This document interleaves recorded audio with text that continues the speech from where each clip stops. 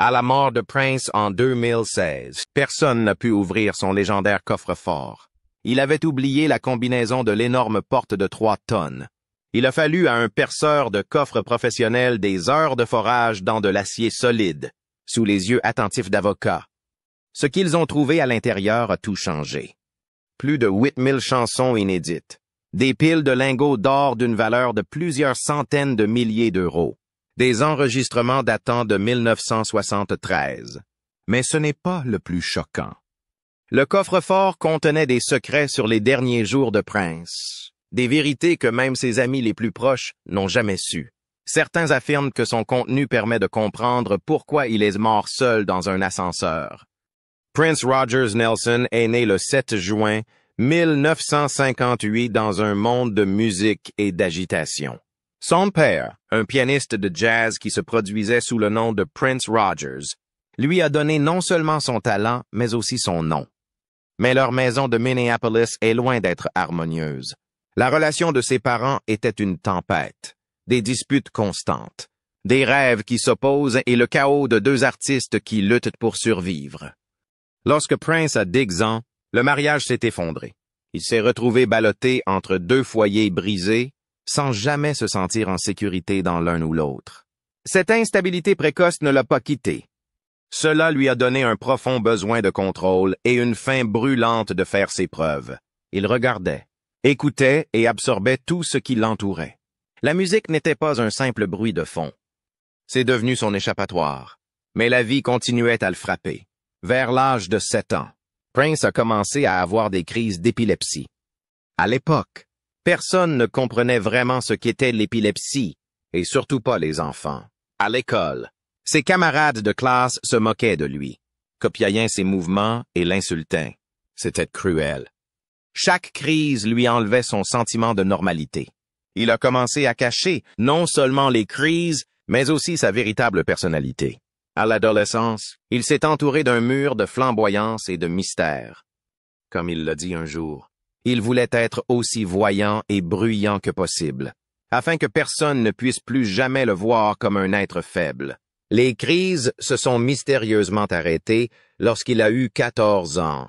Mais les cicatrices émotionnelles sont restées profondes. Les choses ont empiré lorsque sa mère s'est remariée. Prince ne s'entend pas avec son nouveau beau-père, Hayward Baker. Cet homme n'aimait pas la musique et ne comprenait absolument pas l'obsession de Prince pour ce domaine. Prince a donc fait quelque chose de fou. Il s'est enfui. Il n'avait que 10 ans. Il a d'abord essayé de vivre avec son père. Cela n'a pas duré.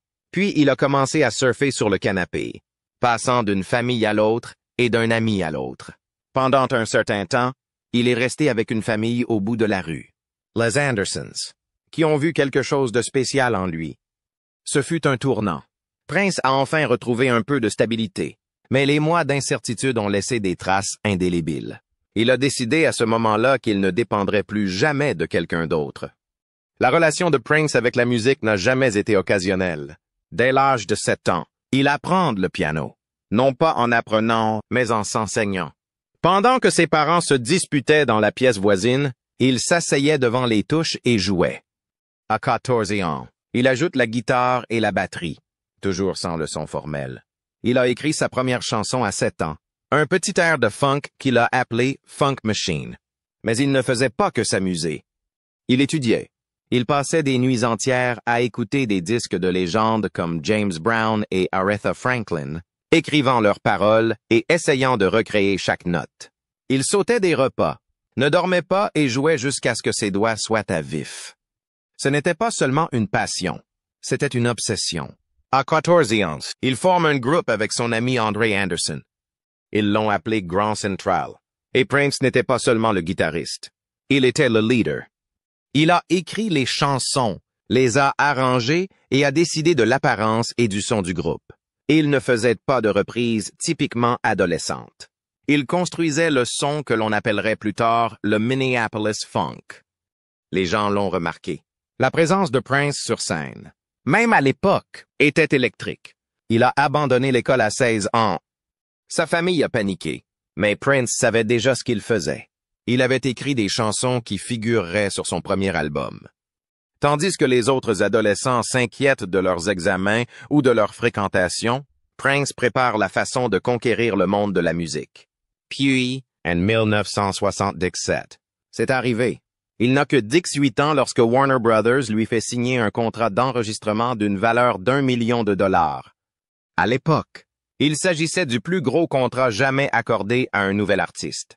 Et ce n'était pas qu'une question d'argent.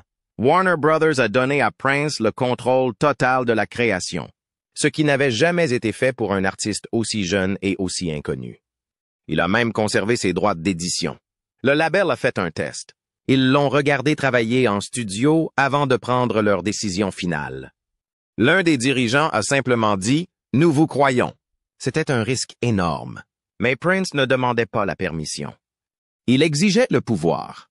Lorsque son premier album, For You, sort le 7 avril 1978, il fait un flop. Il n'a atteint que la 163 et place du Billboard 200 et ne s'est vendu qu'à 150 000 exemplaires. Warner a déjà dépensé plus que prévu pour l'enregistrement. Prince avait joué de tous les instruments de l'album. 27 au total, et l'avait produit lui-même. Mais il n'y a pas de tournée. Pass the buzz. Pas de groupe prêt à le soutenir. Lorsqu'il se produit enfin en direct devant les dirigeants de Warner au début de l'année 1979, ceux-ci déclarent qu'il n'est pas assez raffiné. Cet échec a failli tout lui coûter. Si son prochain album ne marche pas, c'est fini. C'est ainsi que tout a changé. Prince a eu son premier succès soul numéro 1. Il n'avait que 21 ans. Il n'avait que 21 ans. La chanson était élégante, funky et entraînante, mais elle restait la sienne. Il est devenu disque de platine en 4 mois. Il devient disque de platine en 4 mois. Warner Brothers avait douté de lui, mais il voyait maintenant de quoi il était capable. C'est alors que survient l'onde de choc. En 1980, Prince sort Dirty Mind et le monde n'est pas prêt. L'album était cru, audacieux et résolument sexuel. Des chansons comme Head and Sister parlent de sexe oral, d'inceste et de sujets tabous que la plupart des artistes n'osent même pas évoquer. Certaines stations de radio l'ont carrément interdit, mais Prince s'en moquait. Il s'est présenté en première partie des Rolling Stones en slip de bikini et talons hauts, et s'est fait huer à la sortie de la scène. Il s'est défendu avec plus d'acharnement. Some look androgyn. La nudité de ses pochettes d'albums, les paroles explicites. Tout cela faisait partie d'un plan plus vaste. Il voulait à la fois choquer, séduire et dominer le monde de la musique pop. Prince ne s'est pas contenté d'entrer sur MTV. Il en a franchi les portes. Au début des années 1980, MTV avait la réputation de diffuser essentiellement des artistes rock blancs. Puis vint Michael Jackson et, peu de temps après, Prince. Avec 1999 et Little Red Corvette en rotation intensive, il est devenu le deuxième artiste noir à figurer régulièrement sur la chaîne. Cela peut sembler simple aujourd'hui, mais à l'époque, c'était révolutionnaire. MTV n'avait jamais donné ce genre de projecteur à quelqu'un comme lui. L'ironie, c'est que Little Red Corvette n'a même pas été inspiré par une Corvette. Il s'agissait d'une Mercury Rose appartenant à sa compagne, Lisa Coleman. Il s'y était apparemment endormi et s'était réveillé avec les premières lignes de la chanson en tête. Ce petit moment étrange a fini par entrer dans l'histoire. Le public de MTV, majoritairement blanc, n'avait aucune idée de ce qui allait se passer. Prince n'est pas seulement arrivé, il a explosé. Et Purple Rain allait faire sauter la porte de ses gonds. Lorsque Purple Rain est sorti le 25 juin 1984, il n'a pas commencé au sommet.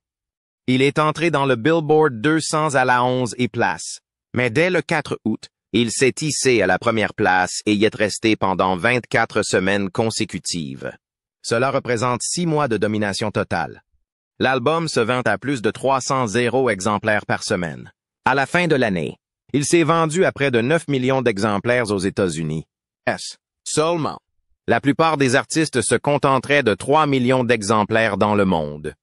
Prince a triplé ce chiffre, rien qu'à la maison.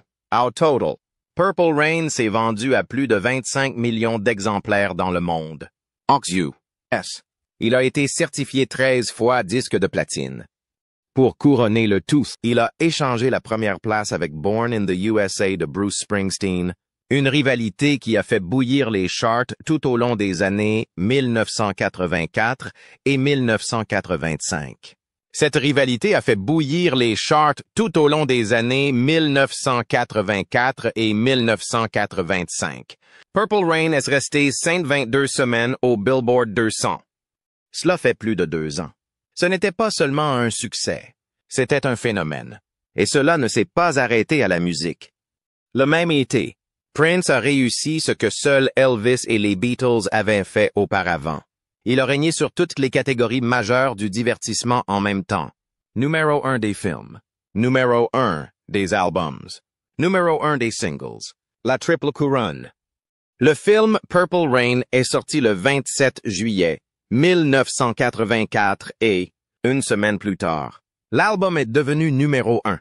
Il s'agissait d'une grève coordonnée. Pendant ce temps, When Doves Cry domine le classement des singles. Il est resté numéro 1 pendant 5 semaines et a été le single le plus vendu de l'année. Le film, une production modeste avec des acteurs anonymes, a choqué Hollywood en rapportant 70 millions de dollars au box-office. Prince n'avait que 26 ans et, en quelques mois, il est devenu une légende dans 3 secteurs à la fois. Sa musique a boosté le film. Le film a boosté l'album. La boucle était bouclée et l'élan imparable. Puis vint la saison des récompenses. Le 25 mars 1985, Prince monte sur la scène des Oscars, vêtu d'une cape violette, et reçoit l'Oscar de la meilleure chanson originale. Son discours est court et surréaliste. Très incroyable, dit-il, debout à côté de Lisa Coleman et de Wendy Melbourne. Il était opposé au créateur des Muppets et à la légende de la country, Chris Christopherson. Pourtant, Prince a gagné. Un mois plus tôt, le 26 février, il a également remporté les Grammy. Il a remporté le prix du meilleur album de musique originale, celui de la meilleure performance rock par un duo ou un groupe avec voix, et celui de la meilleure chanson rythmée et blues pour avoir écrit I Feel For You de Chaka Khan. Son interprétation de Baby I'm a Star aux Grammy Awards a été suivie par 37 millions de personnes. Le monde de la musique n'a eu d'autre choix que de l'accepter. Non seulement en tant qu'artiste, mais aussi en tant que force de la nature. Il n'est plus seulement une pop star, il était un événement culturel. Au fur et à mesure que sa renommée grandissait, son empire se développait. En janvier 1986, Prince commence la construction de son projet de rêve, Paisley Park, un complexe créatif de 10 millions de dollars et de 65 000 pieds carrés à Chanhassen, dans le Minnesota. Il comprenait 4 studios d'enregistrement, une scène sonore complète, des salles de montage vidéo, des salles de répétition, un terrain de basketball et même un parking souterrain. C'était plus qu'un studio. C'était un monde. Il ne voulait pas seulement faire de la musique, il voulait tout contrôler. L'acoustique a été conçue par des professionnels de Los Angeles. Le rez-de-chaussée n'a pas de fenêtre. Prince ne voulait pas savoir si c'était le jour ou la nuit. Il voulait disparaître dans l'œuvre. Il a même fait construire une chambre forte secrète à l'intérieur, un endroit où il pouvait enfermer des enregistrements maîtres que personne d'autre ne pouvait toucher. Le bâtiment a été baptisé d'après sa chanson de 1985, Paisley Park, et il est devenu sa forteresse. Mais à l'intérieur de cette forteresse, les choses ne sont pas normales. Prince avait une règle qui terrifiait son personnel. Personne n'avait le droit de le regarder dans les yeux. Si vous le faisiez, vous étiez immédiatement licencié. La graphiste Liz Frey se souvient que les employés devaient l'appeler « patron » et éviter tout contact visuel. Un membre de l'équipe a été licencié pour avoir simplement jeté un coup d'œil sur lui. L'homme n'avait même pas été informé de la règle. Un autre employé, un monteur vidéo, a regardé Prince pendant une réunion. C'était l'instinct. Prince s'est levé et est sorti. Le rédacteur en chef a disparu dans l'heure qui a suivi. Ces incidents n'étaient pas rares. Ils étaient communs. La peur était réelle. Prince ne se contentait pas d'exiger le respect. Il exigeait la perfection. Et parfois, il utilisait la peur pour l'obtenir. En 1993, le tromboniste Michael B. Nelson était en tournée avec Prince. Lors d'une représentation de The Flow, Il manque une note aiguë. Le lendemain, Prince l'aborde. « Tu vas jouer ce solo ce soir? Tu vas jouer ce solo ce soir? » répondit Nelson. « Je ferai de mon mieux. » Prince lui dit « Tu as fait de ton mieux hier soir. » Puis s'en va. Ce soir-là, alors que Nelson se prépare pour son solo, Prince s'approche et pointe un micro en forme de pistolet doré sur sa tête. Ce n'était pas une blague. C'était une menace. Nelson a joué le solo à la perfection. Plus tard, il a admis que Prince utilisait la peur pour pousser le groupe. Parfois, cela a fonctionné.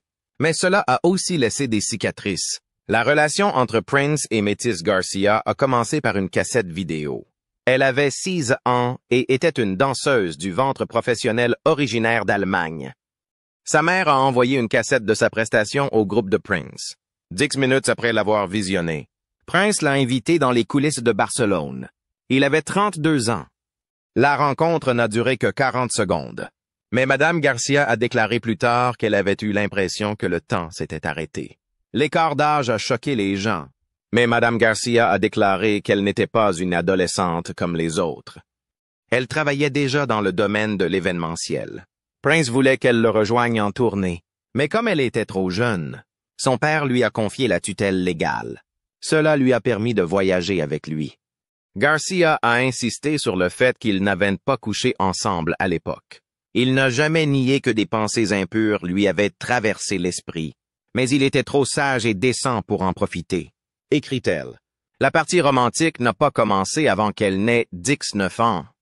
C'est alors que Prince lui a dit « Je crois que c'est le moment » et lui a demandé de prendre un moyen de contraception. 3 ans plus tard, ils ont eu un fils. Il est né le 16 octobre 1996 et pesait 2,5 kilos. Ils l'ont appelé Amir Gregory Nelson, mais le monde entier ne le connaissait que sous le nom de Boy Gregory. Il était atteint du syndrome de Pfeiffer de type 2, une maladie rare. Seul un bébé sur 100 000 naît avec ce syndrome. Elle a provoqué de graves déformations du crâne et des os. Pendant la grossesse, les médecins ont suggéré de faire un test lorsque Matei a commencé à saigner. My Prince a refusé. Il ne voulait pas risquer une fausse couche. Ils ont été prévenus que le bébé pourrait être atteint de nanisme. Ils étaient d'accord avec cela, ce à quoi ils n'étaient pas préparés. C'est ce qui s'est passé. Lorsque le bébé est né, Prince a eu l'air joyeux pendant une seconde. Puis la terreur l'a envahi. Le nouveau-né haletait. Il n'avait pas de paupières. Ses yeux étaient secs et grands ouverts. Il n'a vécu que 6 jours.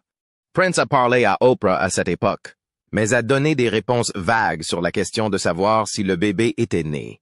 Les dossiers de l'hôpital auraient été modifiés. Ils ne voulaient pas que le monde connaisse toute la vérité. Le chagrin les a déchirés. En 2000, le mariage était terminé. Mais Matei n'était pas la seule femme liée à Prince. Sa vie amoureuse fait constamment la une des journaux. En 1985, il sort brièvement avec Madonna. Ils ont travaillé sur un titre intitulé Love Song, mais elle l'a rapidement quitté pour Sean Penn. Kim Basinger est arrivée en 1989. Elle tournait Batman. Prince s'occupait de la bande originale. Ils ont enregistré une chanson intitulée The Scandalous Sex Suite. Elle contient des gémissements. Les rumeurs disent qu'ils ont été enregistrés pendant qu'ils faisaient de l'amour. Prince a également fréquenté Sheila E., qui a prétendu qu'ils étaient fiancés dans les années 80. Carmen Electra? C'est lui qui lui a donné ce nom. Son vrai nom est Tara Lee Patrick. Prince l'a découverte et a créé son identité scénique. Encore et encore, il a mêlé romance et mentorat. Nombre de ses femmes se sont retrouvées dans ses chansons ou sur scène avec lui. En 2001, Prince se remarie, cette fois avec Manuela Testolini. Elle avait 24 ans, Prince 43. Elle travaillait pour son association caritative. Ils vivaient ensemble à Toronto. Mais derrière les portes closes, les choses n'étaient pas calmes. Pour la seule année, 2004, Prince a gagné 42 millions de dollars. Testolini a déclaré que la majeure partie de son album Musicology était consacrée à elle. Prince a répondu que c'était exagéré. Lorsqu'ils ont divorcé en 2007, les détails ont choqué tout le monde. Testolini demande une pension alimentaire de 42 000 $ par mois. Elle voulait des bijoux, des photos et des vidéos privées. Prince a proposé $0 par mois et a ajouté des voitures et des biens. Ils avaient des habitudes coûteuses, des jets privés, des stylistes à $50. Après des fêtes qui coûtaient $50, elle a déclaré que Prince l'avait même exclu de leur maison et lui avait coupé les vivres. Prince s'est parfois représenté lui-même devant les tribunaux. Il a simplement dit « c'est ma vie normale ». Mais tous les ex ne sont pas partis en douceur. Charlene Friend a intenté une action en justice contre Prince en 2003. Elle a déclaré que leur relation avait commencé lorsqu'elle avait 18 ans et que Prince en avait 32. Elle a affirmé qu'il croyait qu'il était le Messie et que les relations sexuelles avec lui ne faisaient qu'un avec lui. Elle a déclaré qu'il les enregistrait sans son consentement, qu'il menaçait de la tuer, que son domicile comportait des pièces avec des cages, des chaînes et des fouets, qu'il l'obligeait à porter ses vêtements et qu'elle ne pouvait même pas regarder son personnel. Elle a déclaré avoir souffert de crises de panique et de dépression. L'équipe de Prince a déclaré que tout cela était faux. Les combats de Prince ne se sont pas limités à la romance. En 1993, il s'est présenté avec le mot « esclave » écrit sur son visage. Warner Brothers contrôle son nom et sa musique. Prince voulait partir. Il ne voulait pas le laisser sortir de la musique aussi vite qu'il la créait. Alors il s'est battu. Il s'est peint le visage. Il a dénoncé le label. Il a dit qu'ils avaient déposé son nom et vendu sa musique pendant qu'il était coincé. Ce n'était pas une question d'argent, c'était une question de propriété, en particulier pour les artistes noirs. Il voulait construire quelque chose qui puisse durer au-delà de lui. La même année, à l'occasion de son 35e anniversaire, il va plus loin.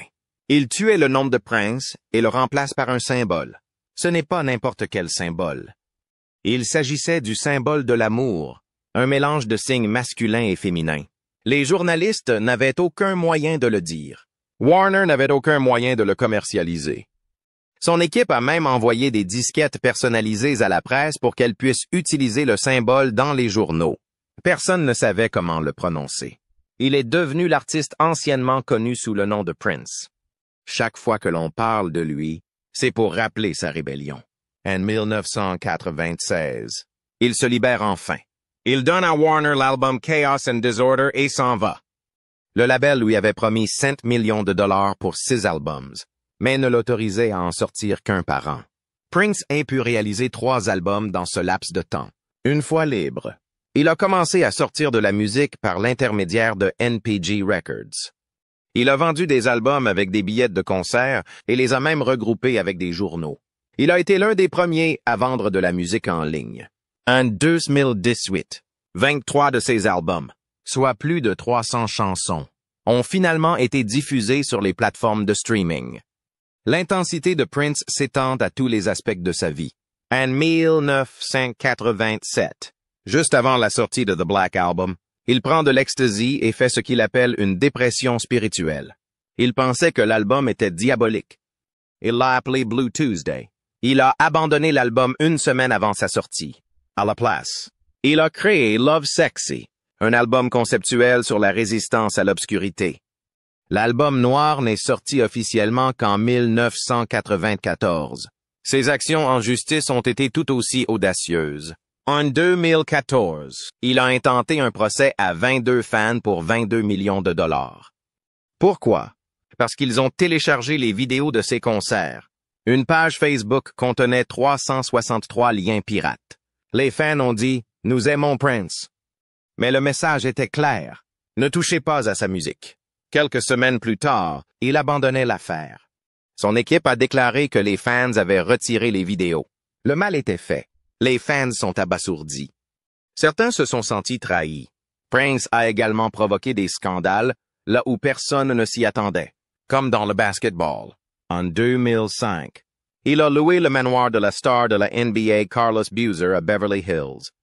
Le loyer s'élevait à 95 000 $ par mois. Quand Boozer est revenu, la maison n'avait plus rien à voir avec ce qu'elle était avant. Les portes portaient désormais le symbole de Prince. Le chemin d'accès s'écoulait avec de l'eau violette. Les murs étaient couverts de ses photos. Le gymnase de Boozer a été transformé en boîte de nuit. L'une des chambres était une salle de massage. La suite parentale est devenue un salon de coiffure complet. Boozer était furieux. Mais Prince a réglé le problème en lui faisant un chèque d'1 million de dollars pour tout arranger. Boozer dira plus tard, « Ce petit homme est vraiment cool. » Ce n'est pas la seule fois où Prince a transformé des maisons de location en salons de beauté. C'est devenu une habitude. Partout où il séjournait, il installait des miroirs, des stations de coiffage et un décor violet. Certains ont dit qu'il s'agissait de vanité. D'autres pensent qu'il s'agit de rester prêt pour la scène. Quoi qu'il en soit, il payait ce qu'il fallait pour s'entourer de sa vision. Prince était connu pour son mystère. Mais dans ces derniers jours, ce mystère s'est transformé en un mur cachant une vérité bien plus sombre. Son équipe a prétendu qu'il luttait contre la grippe. Mais les initiés savaient que c'était un mensonge. Prince ne luttait pas contre un virus. Il luttait contre la douleur, une douleur profonde et insupportable dans ses mains qui l'empêchait de jouer. 2 concerts à Atlanta ont été annulés le 7 avril 2016. En coulisses, il essayait d'arrêter les opioïdes avec l'aide du docteur Michael Schulenberg, un médecin du Minnesota qui a accepté de le traiter discrètement.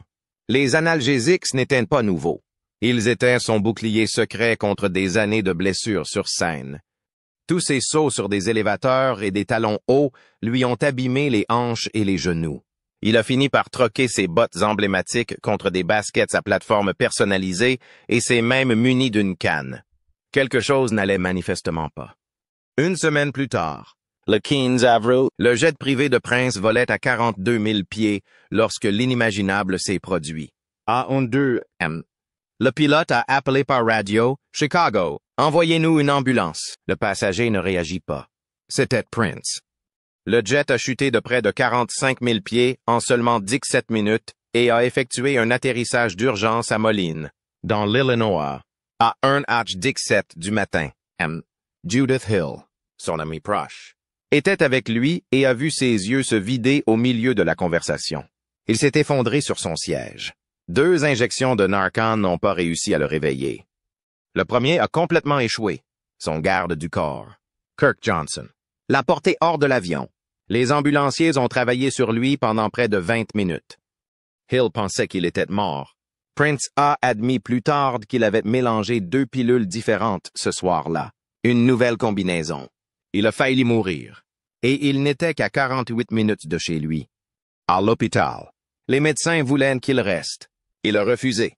Lorsqu'on lui a dit qu'il n'y avait pas de chambre privée, il est parti au bout de 3 heures. Il venait de lui faire une piqûre qui lui avait sauvé la vie. Mais il est sorti quand même. Le lendemain, il a organisé une soirée dansante à Paisley Park, où il fallait payer $10 pour entrer. Il a joué des baguettes sur son nouveau piano violet et montré une guitare violette métallique. Mais les fans ont bien vu que quelque chose n'allait pas. L'une d'entre elles, Nancy Anderson, a déclaré qu'il avait l'air pâle, faible et frêle, et qu'il avait du mal à marcher jusqu'au piano. Puis vint le moment le plus étrange de tous. Il a dit à la foule, « Attendez quelques jours avant de gaspiller vos prières pour moi. » 5 jours plus tard, il était mort. Le même week-end, la journaliste Tamron Hall lui envoie une vidéo d'un restaurant jouant une de ses chansons. Prince Louis a répondu rapidement, lui a dit qu'il allait bien et lui a demandé de venir voir son nouveau piano. Elle a déclaré plus tard que le message semblait urgent, comme s'il demandait de l'aide sans le dire directement. Elle ne savait pas qu'elle serait l'une des dernières personnes à lui parler. Le 20 avril, l'équipe de Prince a appelé le docteur Howard Kornfeld, spécialiste des addictions, en Californie. Ils ont demandé de l'aide, Kornfeld ne pouvant pas venir tout de suite. Il a envoyé son fils Andrew sur un vol Red-Eye vers le Minnesota avec de la buprenorphine, un médicament utilisé pour traiter la dépendance aux opioïdes. Le soir même, quelqu'un a déposé Prince à Paisley Park vers 20 heures. Passe de personnel, pas de sécurité, juste Louis, seul. Le lendemain matin, personne n'a pu le joindre. Vers 9h30. Son personnel est arrivé et l'a trouvé sans réaction dans l'ascenseur. L'appel au 911 était simple. « Oui, nous avons besoin d'une ambulance tout de suite. La personne est morte ici. Les ambulanciers sont arrivés à 9h43. Ils ont constaté le décès à Dix Accept. Il avait 57 ans. mesurait 1,8 m et pesait 1,8 kg. Les images de surveillance de la nuit précédente le montrent tout de noir vêtu, décharné, entrant dans une clinique avec Kirk Johnson. Cette image est restée gravée dans la mémoire de tous ceux qui l'ont vue. L'autopsie l'a confirmé. Prince était mort d'une overdose de fentanyl, un puissant opioïde synthétique, probablement pris à son insu. Son garde du corps avait envoyé un SMS au Dr. Schulenberg quelques jours auparavant, lui demandant des fluides. Des images de surveillance ont montré Kirk allant chercher des médicaments chez Walgreens quelques heures avant la mort de Prince. Ces pilules ont été prescrites au nom de Kirk, mais elles étaient destinées à Prince. Schulenberg a payé une amende de $30 pour cela. La famille de Prince a ensuite poursuivi plusieurs prestataires de soins de santé, affirmant qu'ils auraient pu le sauver. Après sa mort, ils ont ouvert le caveau. Pas n'importe quelle chambre forte. Celui-ci était de qualité bancaire, caché dans le sous-sol de Paisley Park. Personne ne connaissait la combinaison, pas même Prince. Il l'avait oublié. La Succession a donc fait appel à Dave McCombie, un perceur de coffre-fort professionnel. Sous l'œil des avocats, des caméras et des agents, McCombie a percé la porte de 3 tonnes à l'aide d'un micro-forêt. Mais avant, il a joué à Words with Friends sur son téléphone. Dans la chambre forte, plus de 8000 chansons inédites. Les enregistrements s'étalent de 1973 à 2015, ce qui correspond à 5 albums. Le dernier morceau connu s'appelait Soul Patch. Cette chambre forte n'était pas une simple pièce. C'était une capsule temporelle de l'un des artistes les plus prolifiques de l'histoire. Et puis sont arrivés les lingots d'or. 67 d'entre eux. Chacune d'entre elles pesait d'Exons, à 193 l'once en 2017. Elle valait près de 800 000 $. Prince n'a pas seulement bâti un empire musical. Il s'est aussi tranquillement bâti un empire financier. Ses entreprises détenaient des millions de dollars en liquide. Il possédait des voitures de luxe, des bijoux rares, des meubles design. Mais personne ne savait pour l'or, qui était du pur Prince. Privé, précis et toujours avec une longueur d'avance. Sa musique ne s'est pas arrêtée avec sa mort. La Succession a publié Forever en 2016, avec 40 titres et une chanson très attendue, Moonbeam Levels. L'année suivante, l'édition de luxe de Purple Rain s'est classée 4e aux États-Unis, et à la 7e place aux États-Unis. En 2021, ils ont sorti Welcome to America, un album entier que Prince avait enregistré en 2010, mais qu'il n'avait jamais sorti. Il aborde la désinformation, le racisme et l'avenir de l'Amérique, des années avant que ces sujets n'explosent à l'échelle mondiale. Avec 8000 chansons encore inédites, le calcul est stupéfiant. Une chanson par jour durerait plus de 2 décennies.